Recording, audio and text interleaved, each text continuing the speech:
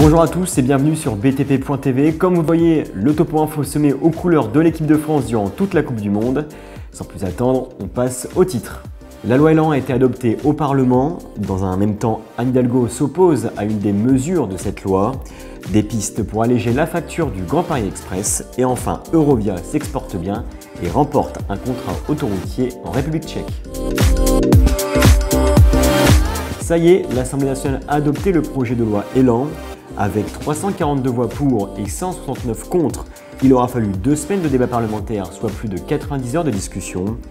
Le ministre de la Cohésion des Territoires, Jacques Mézard, s'est félicité de cette décision. Sur les 3160 amendements déposés, environ 800 ont été adoptés.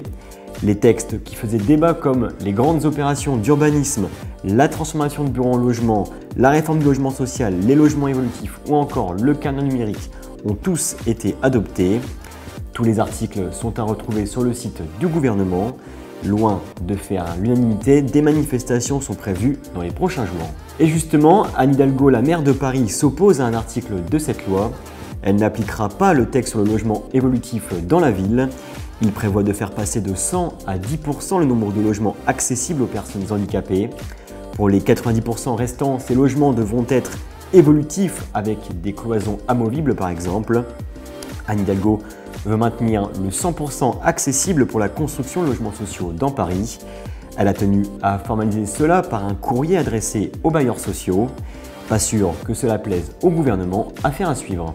On vous en parle depuis plusieurs semaines dans le Topo Info. La facture du Grand Paris Express ne cesse d'augmenter au fil des années pour atteindre la barre des 35 milliards d'euros. Le gouvernement a souhaité recadrer le projet et a demandé à la Société du Grand Paris de trouver des solutions pour faire des économies. En tout, ce sont 1200 pistes qui ont été étudiées.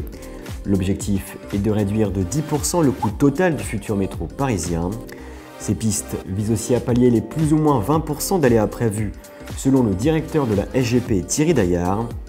Gilles Carrez, député LR, a également été chargé par Édouard Philippe, le Premier ministre, de trouver 250 millions d'euros pour réduire le coût du projet sans pour autant proposer une nouvelle taxe ou un nouvel impôt. Les niches fiscales seraient une bonne piste selon l'intéressé qui devra rendre ses propositions d'ici la fin du mois.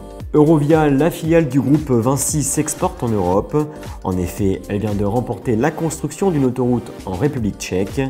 Elle va réaliser une section de 14,7 km d'est en ouest de l'autoroute D35 ainsi que la construction de 22 ponts.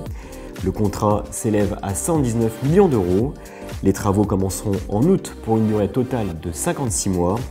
L'entreprise, qui compte 39 500 salariés, se porte bien en ce début d'année, après avoir réalisé un chiffre d'affaires de 8,1 milliards d'euros en 2017.